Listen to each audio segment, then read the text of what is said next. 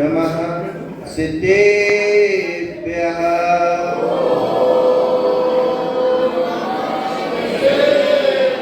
नमः श्रीवर्धमानाय निर्धूतकलिलात्मने शालोकानां त्रिलोकानां यद्विद्यादर्पणायते नमो हरिहंताणं नमो सिद्धाणं नमो आयर्याणं नमो अज्जायाणं नमो लोय सब सावळं।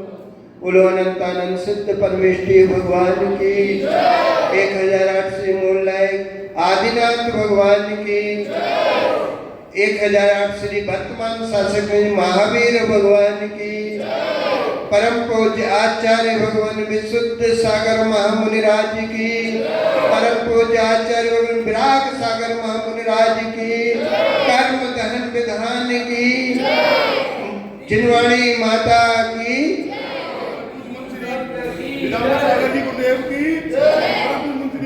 भवबंधु अंतिम तीर्थेश्वर वर्तमान स्वामी के शासन काल में विराजे आचार्य भगवान विशुद्ध सागर जी के रत्नात्रय की छांव में बैठकर हम सभी मां जिनवाणी का रसपान कर रहे हैं। यही रसपान हमें एक दिन मोक्ष का सोपान दिलाए। आचार्य भगवान गुणभद्र स्वामी सार समुच्चय जी ग्रंथ में लिख रहे हैं कि हे योगी, जीव के साथ तो कर्म अनादि से लगे हुए हैं और इन्हीं कर्मों के द्वारा यह जीव संसार में भटक रहा है। यह जीव संसार में भटक रहा है। यदि उसको कोई तारणहारा है तो गुरु वचन जिनवाणी मां देव शास्त्र की अकाट श्रद्धान करना ही तेरा सम्यक दर्शन प्रकट हो जाए। ऐसी मां, ऐसी जिनवाणी, ऐसी धर्म देखना ही इस जीव को भव से पार लगा सकता। इसके अलावा और कोई वस्तु इस संसार में नहीं जो जीव का कल्याण कर सके। विमल विराग सिंधु की कृपा से विशुद्ध बगिया महक रही है। फूलों की तो क्या बात कहें यारो, यहाँ तो बड़ी बड़ी खुशबू बिखेर रही है। आज कर्म धन विधान सार्थक हो गया। आपको भले ही न लगा हो कि ये कैसे सार्थक हो गया। एक पापी ने एक विधान रचाया था जहां वो 4 पापी नमेजु, प्रहलाद, वृषभ, ये 4 थे जिन्होंने मुनियों पे उपसर्ग किया था और उनके यज्ञ में एक बटुक ब्राह्मण बन के आया और वो चारों खुश हो रहे थे कि आज मेरा यज्ञ सफल हो गया। पर वो तो पापी थे, मुनियों पे उपसर्ग कर रहे थे। उन्हें पता नहीं था कि मेरा यज्ञ सफल हुआ है कि असफल हुआ। वास्तव में वो यज्ञ सफल हुआ था उनका। वो बेचारे पाप कर रहे थे, लेकिन पाप करने से उन्हें एक बटुक ब्राह्मण ने आकर वो बचा दिया। तो उनका जो मन का विकार था, जो कि यज्ञ कर रहे हैं, वो तो यज्ञ उनका विफल हो गया, लेकिन एक यज्ञ सफल हो गया जहां 700 मुनिराजों की एक बटुक ब्राह्मण ने आकर रक्षा की थी। तो उनका वो यज्ञ सफल हुआ और आज ये यज्ञ सफल हो गया राजा खेड़ा वालों का कि आपने कर्म दहन विधान तो रचाया, आपका कहां तक हुआ होगा सफल, लेकिन हमारा तो सफल हो गया। यहाँ जो कर्मों का दहन हुआ, तुमने पूजा विधान की, वो तो हुआ ही, लेकिन जो वास्तव में कर्मों का दहन करने जा रहे हैं वो हमारे यज्ञ में पधार गए, तो हमारा ये विधान सफल हो गया।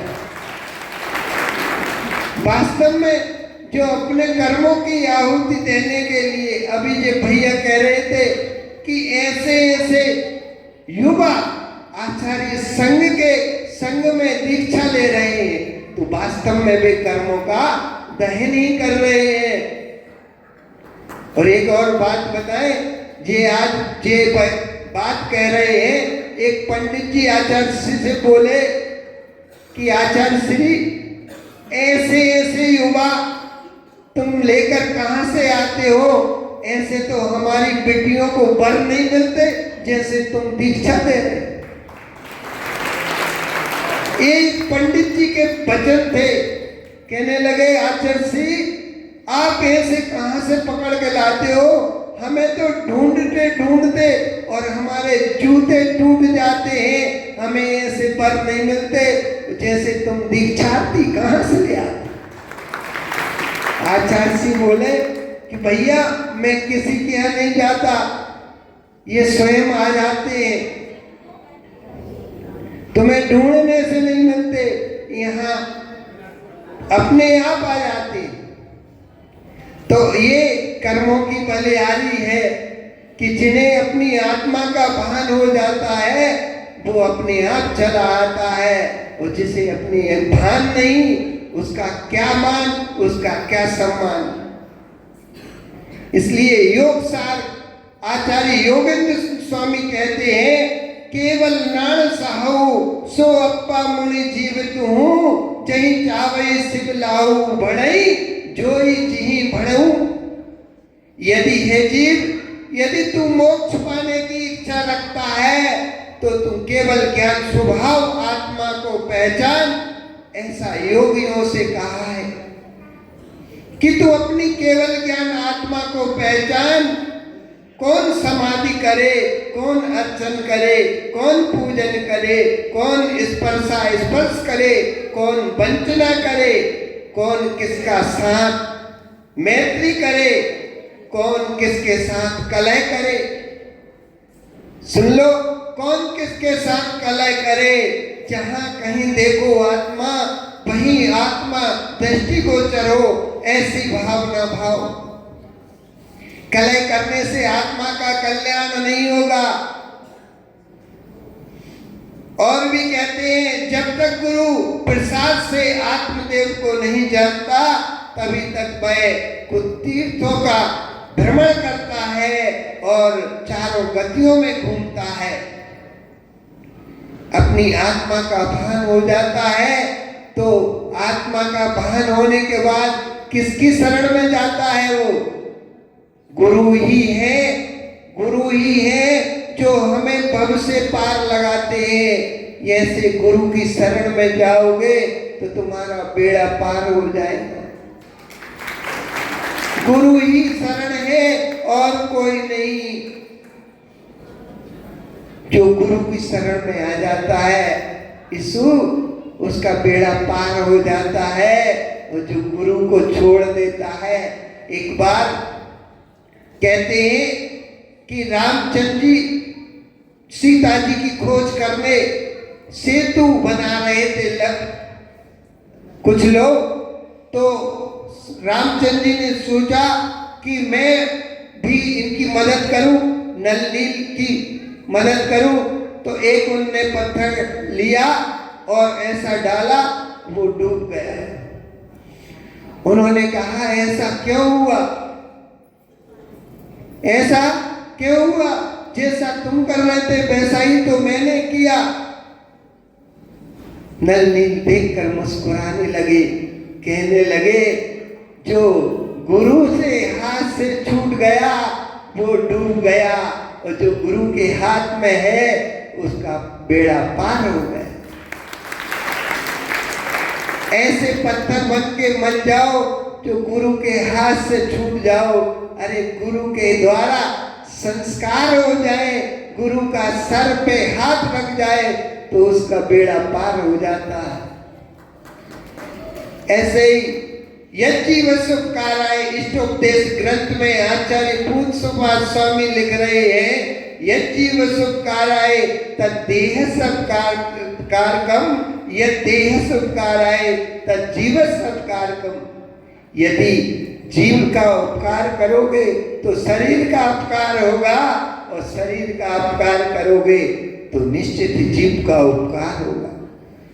आप लोग कहते हो कि महाराज जी कैसे ठंड में हम आ पाए, पूजा तो 7 बजे से विधान शुरू होना था, लेकिन यहाँ तो 8 बजे तक कोई नहीं आया। क्यों?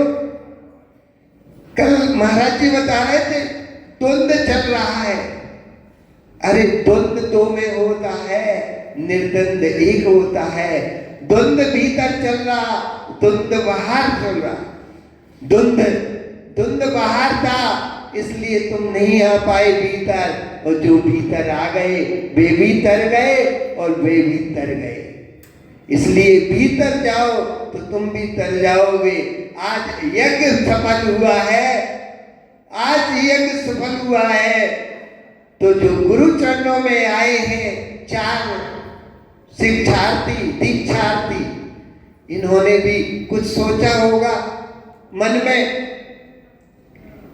मन में सोचा है कि ठाना है कि हमें भी ऐसा ही बनना है। तो कहते हैं गुरुवर आपके चरणों का लेकर आधार, हम भी हो जाएंगे भव से बेड़ा पार, हमारा भी हो जाएगा भव से बेड़ा पार। गुरुवर आपके चरणों का लेकर आधार, हम भव जीवन को करते साकार, भव जीवन को करते साकार। ऐसे 4 वन्ना आपके राजा खेड़ा नगर में आए हैं। ये तुम्हें दूसरा सौभाग्य प्राप्त होने जा रहा है कि आपने दूल्हा जो संसारी वधू को बढ़ने गए, उनकी तो खूब गोद भराई की होगी और उनसे पाप कर्मों का आश्रम ही किया होगा। लेकिन आज जो इनकी गोद भराई करोगे तो उनकी पुण्य का आश्रम करोगे और अपने जीवन में सुख और शांति की प्राप्ति करोगे। अभी तक ऐसा तुम्हारे नगर में पहली बार होने जा रहा है। भले यहाँ के मुनिराज भी हैं, शिवानंद जी महाराज आरिका भी है, एक घर से 2 पिच्ची है, वो तो भाग्यशाली है। लेकिन तुम्हारा घर कब पवित्र हो, तुम्हारी देह कब पवित्र हो कि तुम ना बन पाओ मुनि आरिका, तो कम से कम इनकी गोद भराई करने के अपने पुण्य की सराहना कर लेना, और ऐसी भावना के साथ कि आज इनकी गोद भराई हो रही है, एक दिन हमारा भी भले न बन पाओ, लेकिन सोच लेना, सब अपने मन में सोच लेना कि भगवान वो दिन कब आए कि ऐसी दशा मेरी हो जाए।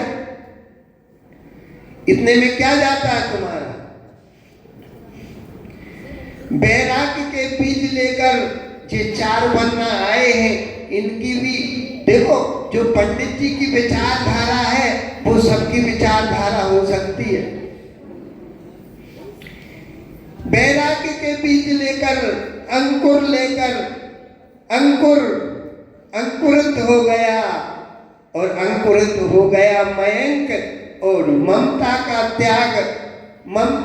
त्याग समता को कर स्वीकार। श्री गणेश करते गणेश जी लाल, और यशवंत भी करेंगे नमोस्तु शासन को जयवंत। ऐसे 4 वन्ना आए हैं तुम्हारे नगर। ये 4 वन्ना, इन्हें नहीं चाहिए बन्नी, इन्हें नहीं चाहिए बन्नी, न तुम्हारी चुवन्नी अठन्नी वरण करेंगे जे मुक्त वधु की कन्या से। जी किन किन के हैं संत, जी किन किन के हैं कंत, वो बनने जा रहे हैं जिन शासन के संत। अंकुर मयंक गणेशी लाल, साथ में आए हैं जसवंत।